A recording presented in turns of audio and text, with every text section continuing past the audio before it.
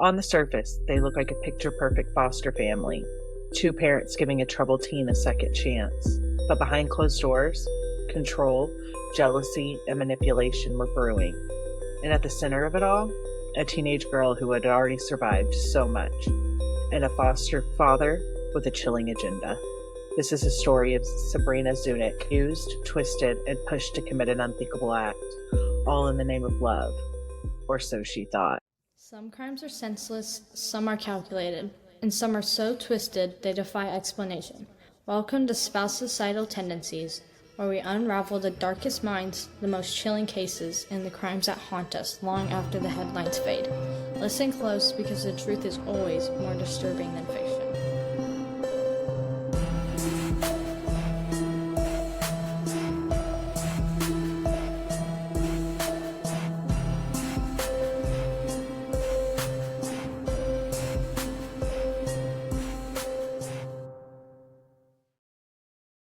What's going on, guys? Welcome back to another episode of Spouse-icidal Tendencies. I'm Daryl. This is my wife, Valerie. Hey. And let's see what kind of shit show she has in store for us today.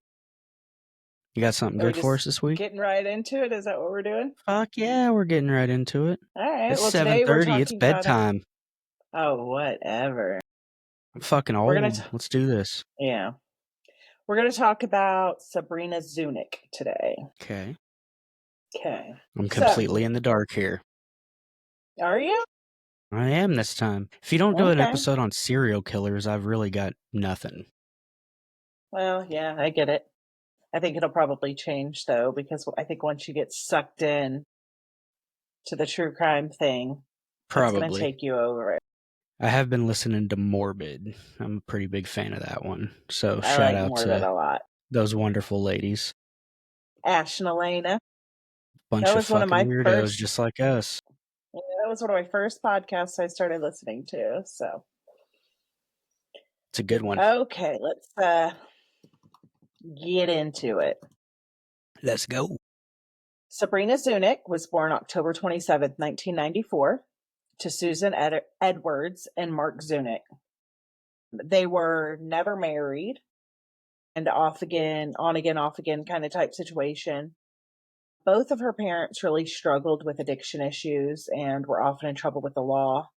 Just some of the things were 1984, her mom was charged with grand theft against the welfare system for stealing nearly $2,000. She pled guilty to that. She received 6 months in prison and 5 years of probation. 1999, she got in trouble for selling drugs to 14 and 15-year-olds in Cleveland. And the sentencing on that was actually delayed because she was pregnant with her first child. Sabrina's dad had numerous drug and alcohol-related charges, DUIs and stuff. He had some domestic abuse arrests against Sabrina's mom. So they had like a very kind of toxic situation for sure. Her dad was actually diagnosed with paranoid schizophrenia and refused to get treatment. So if that kind of gives you any idea of... Well, that's fun. Yes. Probably had a lot to do with, the trouble he was getting in. And well, he wasn't getting in trouble. It was the other guys. Sure. Yeah. Okay.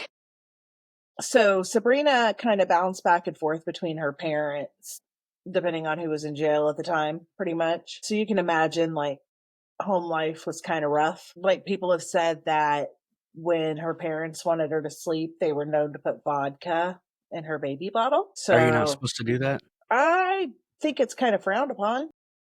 Talking to you, Dad. Don't you do that. So, all this between, getting drunk in her crib and just all the issues with her parents, she ended up having struggled with her own mental illness, behavioral issues. She ended up being diagnosed with ADHD, oppositional defiance disorder, ODD. She was bipolar and she suffered from anxiety and depression. And they had her on 9 different medications for these mental health issues when she was a teenager. God. Yeah. So there was, the behavior issues with all that, on top of using drugs at a young age, and her parent back and forth between her parents. At one point, both of her parents were, locked up and had lost her, so she was living with her grandma. And then she became too much for her grandma to handle, especially, she's stealing money out of her purse to buy drugs. And Yeah. so she ended up going into the foster system at that time, since her grandma couldn't take her. When she first got in there, she kind of bounced back and forth between group homes and different foster homes, until July of 2011, when she was placed with Lisa and Kevin Knafel in Willoughby Hills, Ohio. Say that 3 times fast. I would really rather not. I think I'm going to avoid their last name as much as possible. Once. Yep, there you go. So Lisa was a 40-year-old social worker with the Cuyahoga County Department of Children and Family Services, and she worked in the sex abuse department there. And Kevin was a 41-year-old truck driver. They were married in 2006, and it was both of their second marriages. So she had a 12-year-old daughter at the time, Megan, from a previous marriage. Kevin had a son. There's not really a whole lot out there about him, so I don't know if he even had any custody rights at all, because the son definitely lived with his mother. And then they had Haley together, who was 3. All of as Sabrina was coming up, she had these mental health issues. It made it hard for her to fit in with people, caused her to act out. Well, as soon as she gets in this new home with Kevin and Lisa, she just turns it around. She starts doing better. She's getting better grades. Her attendance is better. She decided that she wanted to go to school to be a massage therapist. As she was kind of like her senior year, she was coming up in October. She was going to be 18. And at that point, she would age out of the foster system. Since things were going so well where she was, she had asked Kevin and Lisa if she could continue to live there until she graduated high school. And they had told her that that was fine, that they could do that. Sabrina and Lisa's relationship kind of started to change a little bit there, started butting heads more. And Sabrina said that she felt like Lisa kind of preferred and treated her own, like her biological kids, better than what she was treating Sabrina. So this also caused her to start fighting with Megan more, and made her kind of turn to her foster dad. And she started getting closer with him, and she would kind of confide in him, and he would, it would cause fights between like the two sides of the family. You had Megan and Lisa against Sabrina and Kevin, and it just created all this animosity in the house, and nobody was getting along. But Sabrina just continued to get closer to Kevin, and to his 3-year-old daughter, kind of started acting like she was mom to this little girl. And people kind of thought it was weird to watch their relationship, because she acted more like a mom than a sister. When Kevin was home off the road, he would give Sabrina rides to school. On these rides to school, they started holding hands. In the car ride between the house and school. And then it turned into, said Sabrina wanted to be a massage therapist. Kevin told her, well, you know what? I'm a truck driver, and so my thighs, they get really sore from sitting all the time. Maybe you could practice these massage techniques on my thighs. So it started there.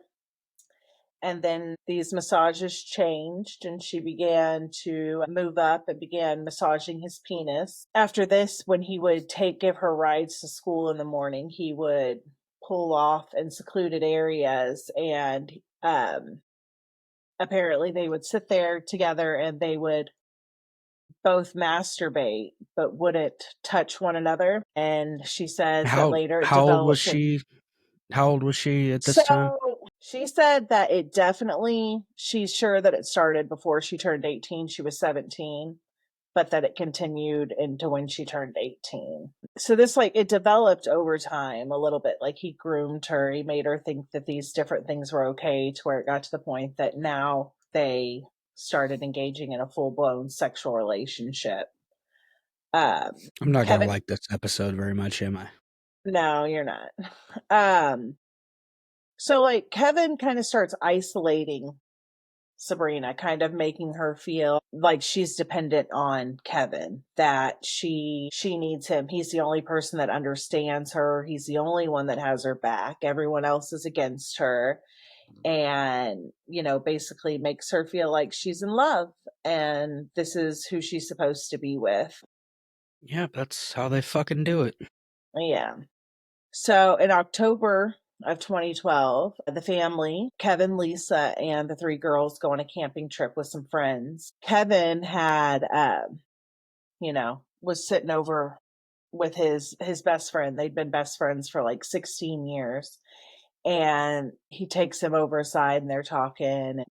He told him that him and Lisa, they had just been fighting so much and that he was miserable and he was probably going to get a divorce because she was accusing him of having an affair with his foster daughter. Which he was. So then he pulls out photos on his phone that are pictures that he said were modeling pictures that he had taken of Sabrina. And his friend was like, he didn't feel like they were appropriate. He didn't understand like why he would have these kind of pictures.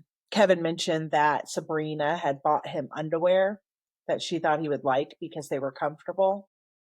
So the friend's like, dude, what's going on? Like, are you having an affair with your foster daughter? And he said he didn't answer him. He didn't deny it, but he also didn't admit to anything.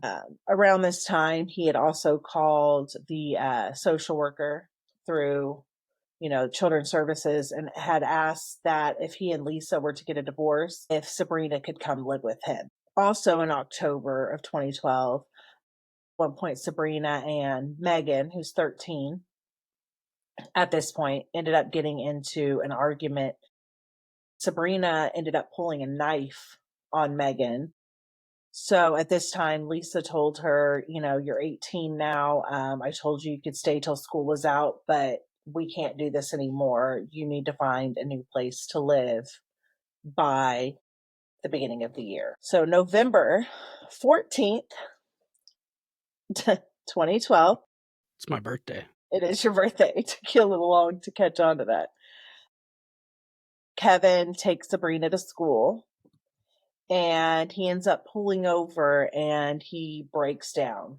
He starts sobbing and he said that he and Lisa had gotten this big fight the night before and that he couldn't do it anymore. He couldn't be with her anymore. He told Sabrina, he said that there's no way that he could divorce her because if he did, she was going to take custody of Haley. He told her that he felt like Lisa was worth more dead than she was alive because he had several life insurance policies out on her, and that with the money that he could buy a house and that him and Sabrina could live happily ever after and raise Haley as their own and all of their problems would be solved. He said that he was to the point that if she didn't die, he was just going to have to kill himself. So what does Sabrina say? Well, then I'll kill her.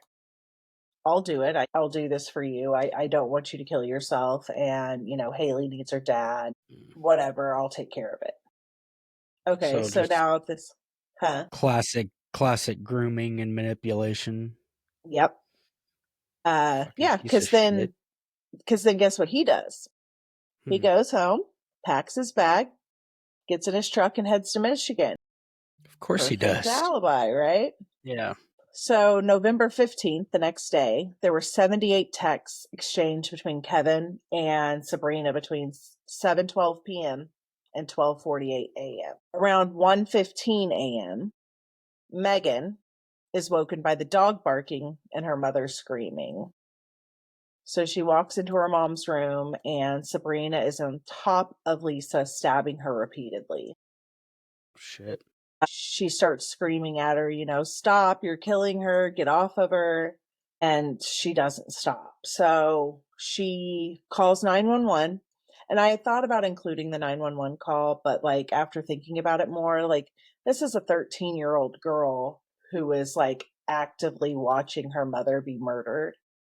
Yeah. And like if you want to listen to it, it's out there. You can find it. But I think it's best that we just not, include it. But she basically tells the 911 operator that her sister is murdering her mother, that she's stabbing her and beating her to death. The cops get there about 6 minutes later.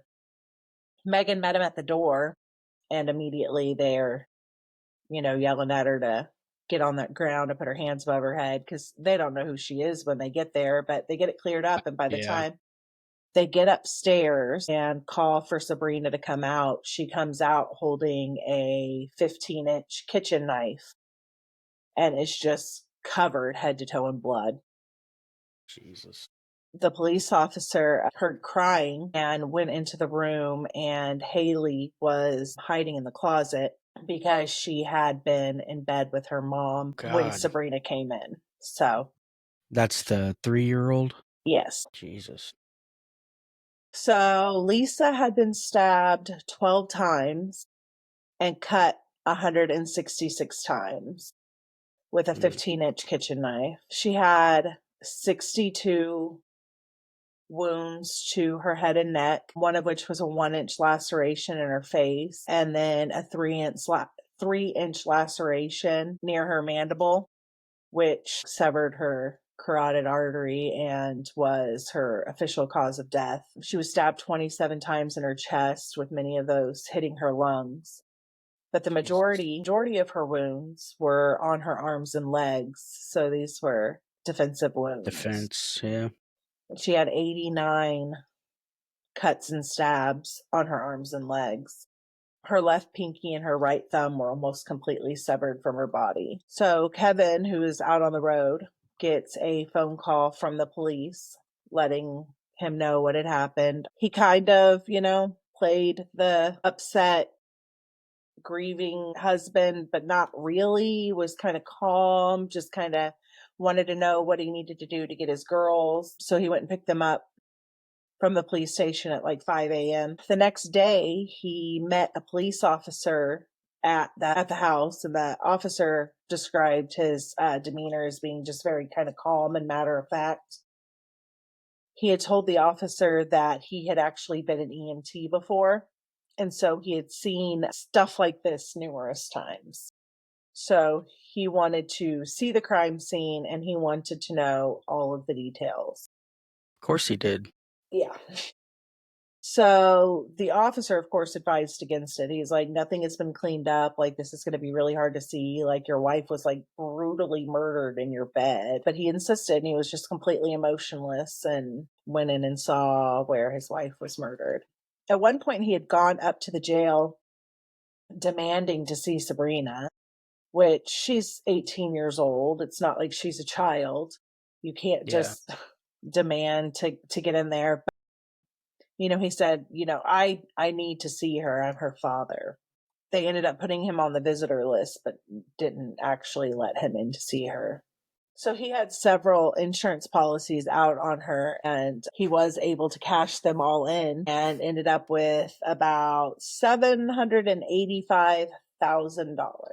So Sabrina, as they're asking her what happened and stuff, she's just claiming she has no memory of anything that happened. She doesn't know what happened. That's all she's saying. Kevin takes all this insurance money. He buys a house in Florida, but continues to live in the house in Ohio. His mom and Haley and Megan was there for a little while. While she was there, she said that she had actually seen Kevin cut up the mattress that Lisa was killed on with a saw, but she did end up going to live with her biological father. In the next few months, Kevin bought a 2011 Chevy Malibu, a 2013 Chevy Cruze, a 2011 Chevy Silverado, and a 2013 Rockwood travel trailer. He bought guns. He bought a boat. He started doing flying lessons. Just, out here. Living his best life. Yep. He paid off their house, which they had previously been doing like a rent to own thing. So he changed his insurance from renter's insurance to homeowner's insurance and installed a pool. So, up until this point, Sabrina's like, I don't remember what happened. I don't know what happened. But then like she's seeing him out here blowing all this money and he's completely forgotten about her apparently. So she decides she's going to go to the police. And in May of 2013, she tells them everything. She says, this was not just me. And this is what happened. I've been having an So affair. was she locked up this whole time? Yes, she's just sitting in jail waiting for him to come pay for the lawyers he was going to pay for and make sure that she was going to get out so they could go live this life together. And now she's saying, okay, maybe I was just a tool in his little game. We'll watch this. But yeah, he's, she said, I've been having an affair with my foster dad. He told me to, he made me feel like I needed to kill my foster mother and then told me exactly how to do it. It's like, if I'm going down, you're coming with me, motherfucker. Exactly. Good. She said that originally the plan was that she was going to shoot her.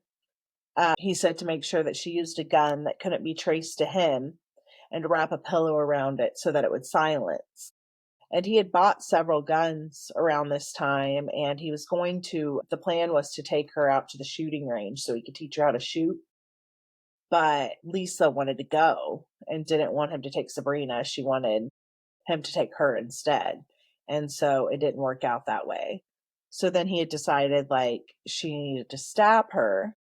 But when she did it, it needed to kind of be made to look like a robbery gone wrong. Go in and like dump all the drawers, make it look like somebody's robbed the house. And, she was just in the wrong place at the wrong time. Yeah. He told her she needed to wear tight clothes that covered her entire body. And that when she was done to take them off and leave them in a bag in the garage. He told her make sure that she was asleep, but do it early enough that it would be before Haley would wake up and be in bed with her, which unfortunately didn't work out. Yeah. They talked about the different positions she might be laying in and how to stab her, depending on what position she was in. If she was on her side, she was supposed to go in and stab her directly between her shoulder blades. If she was on her back, to go for her neck. He told her she needed to twist the knife because it would be harder to repair any injuries that were made. He said that if she did get caught, she needed to use her history of mental illness and, pretend like she didn't know what was happening, that she didn't remember anything. He told her that he said, at most you're going to get 26 years in prison and I'll pay for all your lawyers and, and I'll wait for you. And then so she sees him out here and he's not doing any of the things he said. Okay, so one of the things that she had told them to kind of back up her claims about what had happened with him was he had told her to maybe find out about a hitman. So they had talked to one of her friends that she had actually talked to several times about if she knew anyone who could kill Lisa. And the friend said that she had even made plans to do this big drug run to make money to pay for a hitman. And that it's possible that she was even making money on Craigslist, if you know what I mean. Yeah. Yeah. And this friend actually ended up helping in the investigation against Kevin because she called him several times and kind of trying to get him to admit to either the affair that he had with Sabrina or to his involvement in his wife's murder. But she, sometimes it was on the phone. She actually wore a wire and went to talk to him. She told him at that point when she had gone to see him that the police were asking her questions and she needed to know if she should tell them about the hitman. And he said that she should be honest and that he didn't know anything about what they had talked about. That they being her and Sabrina. So he didn't admit to anything, but he also didn't deny anything again. Yeah. So June 18th, 2013, he ends up losing guardianship of Haley because at this time they've pretty much determined, like, yes, he did have a sexual relationship with Sabrina, and they felt like with her being a minor that his daughter was also at risk. August 9th, 2013, Kevin was arrested on charges of sexual battery, conspiracy to commit aggravated murder, and complicity to aggravated murder. Sabrina had told police that she would help with with the with the investigation and give them all the information they needed in exchange for a sentence of life imprisonment with an option for parole in 30 years. So some of the testimonies that came in Kevin's trial. So Sabrina had been on probation since like 2009, and her probation officer had got on the stand and said that in August of 2012, so this was after like the sexual relationship had started between the two of them, that Sabrina had called her probation officer and told her that she wanted to engage in a relationship with an older boy at school. I don't know how old he was, especially if they were going to school together. He couldn't have been that much older. But the probation officer told her no, but I think she kind of did what she wanted to do anyway. And Kevin had called the probation officer and turned her in for seeing the boy. So it's kind of backs up the fact that like they were probably involved because he was jealous and trying to get her in trouble. Her school counselor got on the stand and said that she had called Kevin in for a meeting at one point because Sabrina had gotten into a fight at school, and that she was super disturbed because when he came up to the school and she's trying to have a conversation and explain about what had happened with his foster daughter, Sabrina was sitting on his lap between his legs. What the fuck? Yes. There was a forensic analyst who testified. He said that they had taken 22 different electronic devices from the home, including phones, computers, iPods, and an iPad, trying to find something to link him to this crime, but was unable to find anything. So, this is 2014 at this point. So I'm sure that like technology's come a long way since then, but they had exchanged thousands of text messages and they weren't able to recover any of these deleted messages at that time. Yeah, that shit would all be on the cloud now. Right, exactly. They also, his friend that he had talked to on the camping trip and stuff had, was a witness for the state, and the friend that Sabrina had talked to about the hitman. His sister testified. She was the only one that said that Kevin had cried to her about his wife being murdered. So I guess, trying to prove that he didn't care or whatever, but everybody else pretty much said that he had been completely emotionless over it. Kevin's only defense was really that Sabrina she's just mentally ill. She acted on her own. He didn't really have much. But I think they probably felt like the state didn't have that much because there really wasn't, it was all circumstantial. Yeah. Any of the evidence they had, they didn't have anything concrete. So at the end of the trial, the jury ended up deliberating for 10 hours.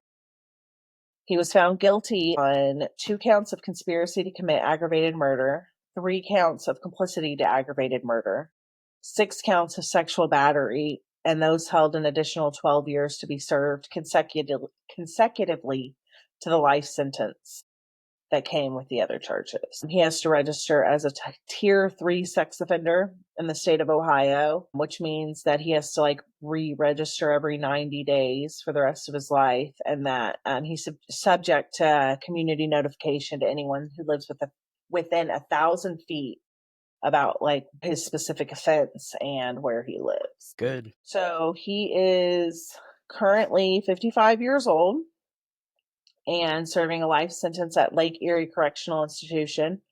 He'll be eligible for parole in 2055 and will be 86 years old at that time.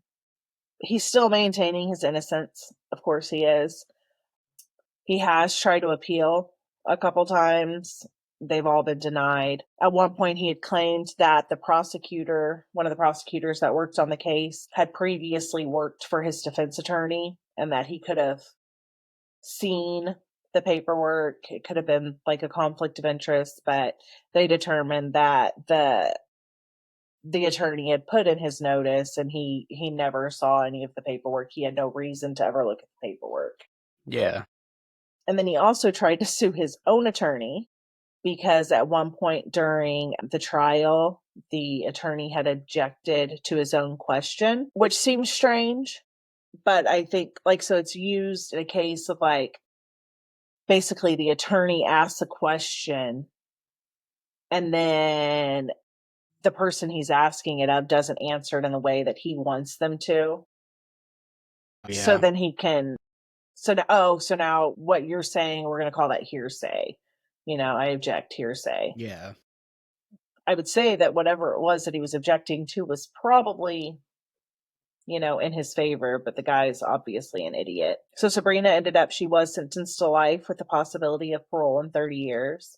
The judge made it clear. He said, I'm giving this option for parole because you cooperated in the investigation to have your foster father arrested and everything.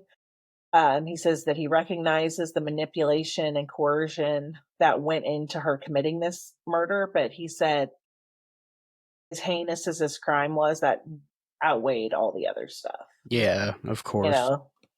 She'll be eligible for parole in 2042, and at that time she'll be 47. I don't know a whole lot about like where the kids are now, but I do know that Megan grew up